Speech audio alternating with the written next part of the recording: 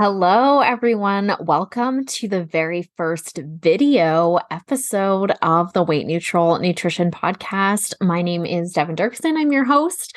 If you're joining me over from the audio show, welcome. I am now on video some of the time, trying to put a face to a name and so that more people can see the show on YouTube. So, yeah, I'm super excited about that. Thank you very much for joining with me. And if you're new here from YouTube, welcome. Feel free to hit the subscribe button. I'd love to have you follow along.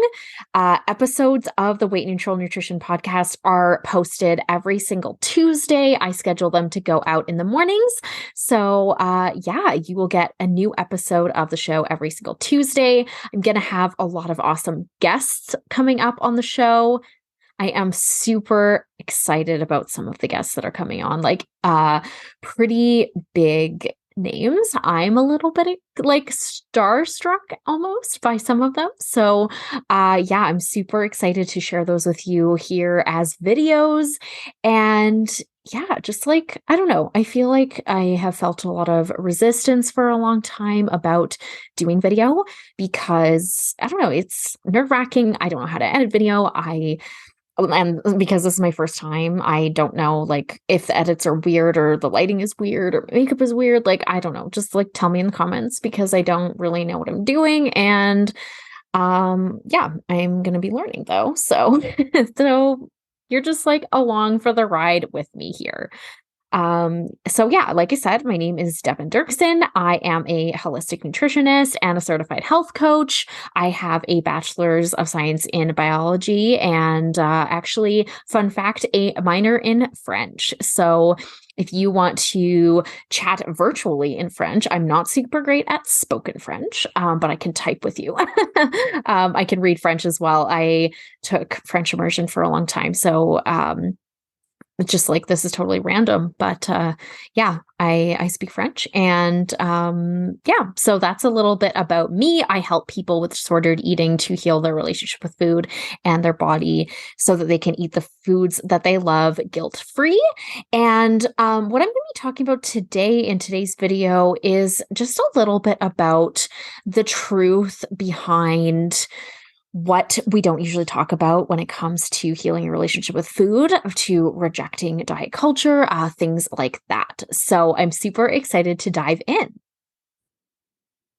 And actually, I definitely had a moment of realization when I was interviewing a guest whose episode is going to come out in a couple of weeks. Her name is Jane.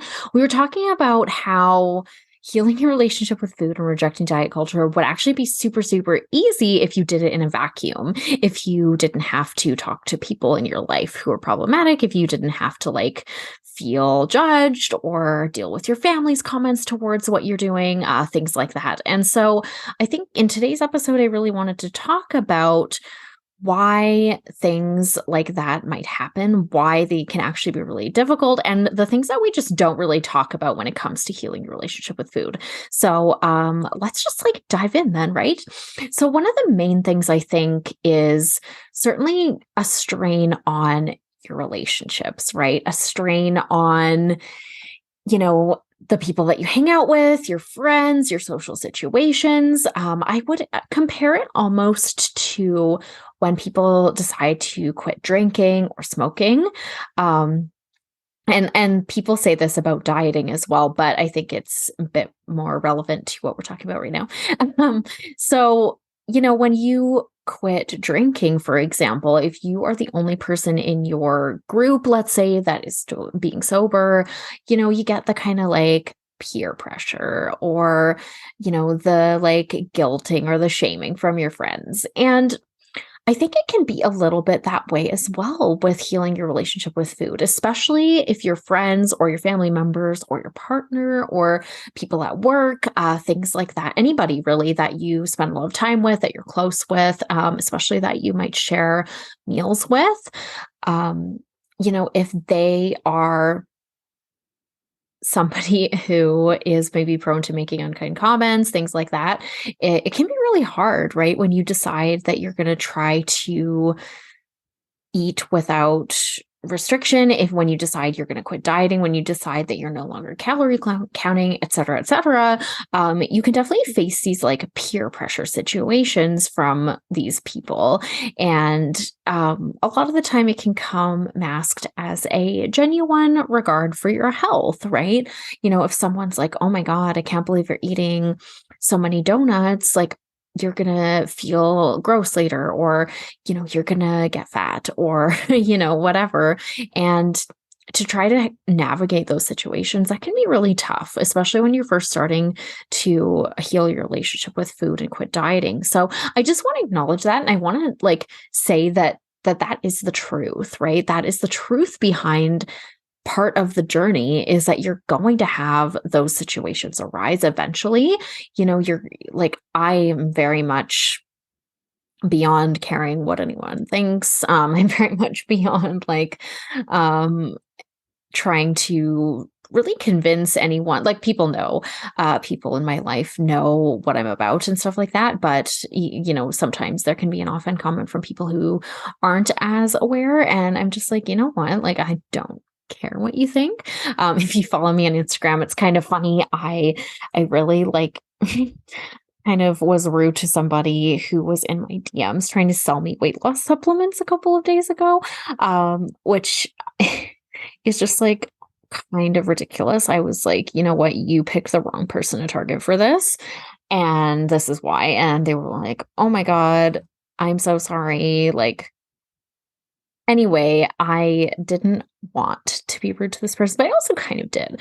I'm pretty anti MLM, and I'm pretty freaking anti weight loss supplements. So, as an aside, I just wanted to share that. I thought that was kind of like, people are really doing this. Like, come on.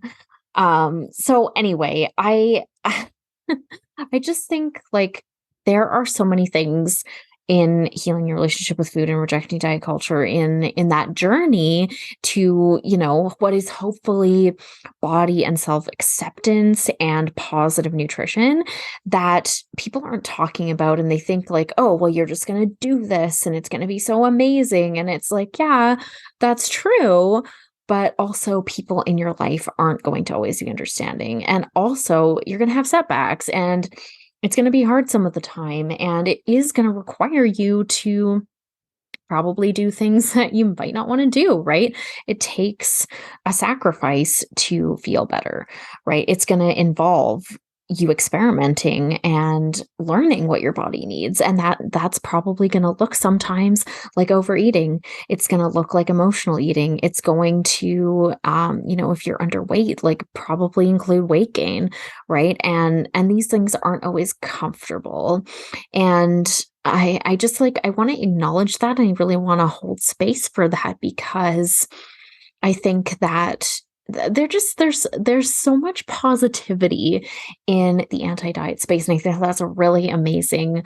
But I also think that we don't talk enough about like what it really looks like and what it really feels like to quit dieting, because it can be lonely if the people you've surrounded yourself so far, especially if it is a family member, like, I mean, I'm pretty lucky. Like, my family wasn't really a huge part of like my dieting past, but I know like for a lot of my clients, for a lot of people that I know who I've talked to about this stuff, is that like, if your mom is on a diet, like, that's really tough to shake. And there's like that TikTok trend, right, about the almond mom. So I, like, it's not an uncommon thing for this to be happening, right? It's like that stereotypical, like, your mom's on a diet and she only eats broccoli and white rice, or brown rice, I guess, and chicken breast. And, and that just like gets translated onto you. And, if you try to talk to your mom or whoever the person is in your life about these kinds of things, it's like they might not be supportive. So, because they don't know any other way. And it's not to say that these people are mean or bad or anything like that, but they just are still very much stuck in this like dieting culture, which is what diet culture is. I think, and I say this a lot, and I've started to say it more and more, is that diet culture isn't just like something that is like this all looming, like machine of the media and whatnot. I mean, that's part of it, but it's like it's in our being, in our culture, in the way we talk to each other, in the way we talk about ourselves, in the way that we see food. It's like a part of like everything, right? And so each person is partially guilty, right? Like I've said stuff that's not super positive or whatever. Like still I have thoughts that are unkind towards my body, or, like, oh, maybe I do need to lose weight or whatever. And those are just normal parts of these things, because that culture is like an all consuming, all omniscient, almost like powers that be, kind of like when we talk about grind culture, or we talk about capitalism or white supremacy or patriarchy or whatever, any of those systems, it's kind of the same thing. It's not like, some evil force like doing it to us. It can be, but it's also just prevalent in our own subconsciouses because we've grown up as a part of society. And so I think that, it's impossible, right, to like ever fully unlearn that, but you can take steps to protect yourself, and you can take a lot of steps that will get you at least out of the disordered eating mindset, and at least like heal your relationship with food. And then, I love what Caroline Dooner says. She's the author of The Fuck It Diet and Tired as Fuck as well. In her second book, The Tired as Fuck, I thought that was a super interesting read, not necessarily because like I really enjoyed her story. I actually thought that the book was pretty like it was a little bit more like autobiographical than I would have liked it to be. Not that that's a bad thing, but I just like anyway, I really liked what she said about how now that she isn't in the dieting mentality, now that she doesn't have a fucked up relationship with food anymore, that she feels like she can actually work on other parts of her life and deal with these other problems, deal with these other situations. And that's what I think is so interesting about this type of work is once you do the healing work to heal your relationship with food and your body, and you feel confident and you have energy again, and you have the tools in your toolbox to like listen to your body and know what it wants and give it what it wants, it stops being on your mind all of the time. It stops being that like ever present, like, what am I going to eat? What am I going to eat? What are the calories? What are the macros? Is it healthy enough? Is it clean enough? Should I try to make a swap? Like that voice goes away, or it really like lowers itself down. And you can finally like other voices can get louder, right? Other voices that, are career focus, friend focus, like whatever you're passionate about, those voices can get louder. And I think that that's the really, really powerful truth about healing your relationship with food, is that all of these other doors open up to you when you do that. And I know I had a really amazing client once share that with me as well, was that she came to me and she was like, I'm really obsessed with food. I think about it all the time. I think about how to eat clean and, da da da da, and less calories and less everything, right? And once we had worked together, she said, I can't believe how much of my energy I was spending on just thinking about food and thinking about restriction and thinking about, how to eat less and how to eat like cleaner and everything like that. And now I don't have those thoughts, so I can think about all these other things. And she was a student at the time when we worked together, and she was like, yeah, it's like way easier to study now because I'm not all consumed with that, and I actually have energy. So yeah, I just like it's crazy, honestly. And again, I have all these books that I'm talking about today, but I love books. And if you know me at all, I'm a voracious reader and I love to read. But I just finished a book called Rest is the Resistance by Tricia Hersey. Actually, I think I might have it here behind me. Just a second, let me get it. I want to show you. This one here. It's a really awesome book. I highly recommend this one. You can find her. She is the founder of, you can see it here, the Nap Ministry on Instagram. That is a really, really good book, I think, for examining your relationship with grind culture and capitalism. So, I'm going to talk about for sure in future episodes how diet culture and hustle culture and capitalism are just like super, super linked. And they're all tied up with like the self-help industry and like productivity culture. And like, it's just so, it runs deep. And I think that a lot of people, once they heal their relationship with food, they can start working on this stuff, on their relationship with productivity, on their relationship with rest, on, creating space in their life for the things that they're actually passionate about, because it's really, really hard to do any of that first of all, if you're under eating, like if you're not eating enough food, again, like in this book, if you're not sleeping enough, those two things are going to leave you pretty well, like zombified almost in this state of constantly like dragging your ass and, feeling like you're just trying to make it to the weekend, right? That's kind of where these two systems leave us. And therefore, and I don't want to get too political or anything, but like, those, because like we're in this state of under eating, under sleeping, myriad of other things, poor, like overworked, et cetera, we can't ever like make any meaningful change in society, either as individuals or as the collective. So I think that that is a very interesting take on it. And if you are social justice minded, I think that that's really important to consider. Longtime listeners of the podcast will remember I had a really awesome guest named Shore Davidi on the show a long time ago, but she had a podcast for a long time called Conjuring Up Courage.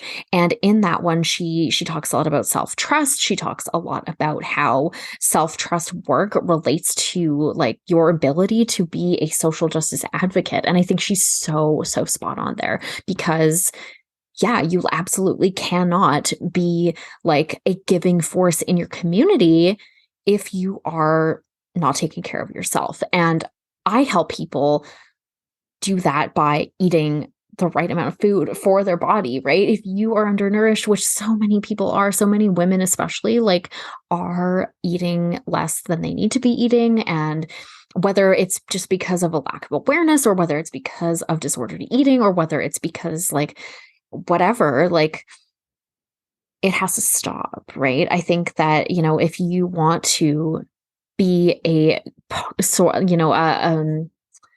paragon for good, if you want to be a good friend, even if you want to be a good partner to your partner, if you want to be a good mother or father or whatever, like you need to deal with your own stuff. And I think a lot of people are carrying around a lot of negative food stuff and negative body stuff. And those two are very linked, especially for women. So yeah.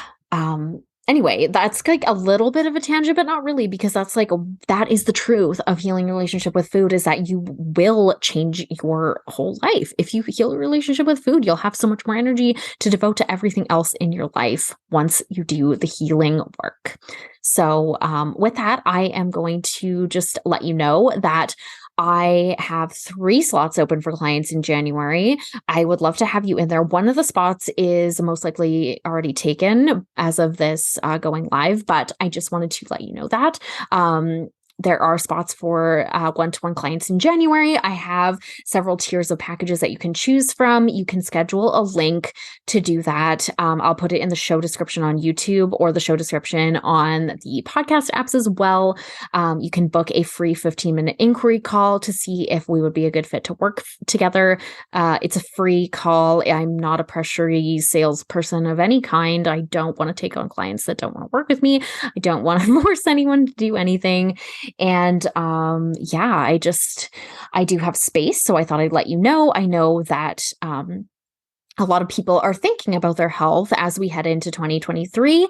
Obviously, if you are here and you have been with me for any length of time, you know that I'm not a new year, new you person. I very much encourage weight neutral nutrition, anti-diet, intuitive eating principles that fit your lifestyle. So if you are ready to jump into any of that in the new year, do go book a call there, a 15-minute inquiry call. I'd love to chat with you to see if I can help you to achieve those health goals that you might have, or healing your relationship with food goals that you might have in 2023.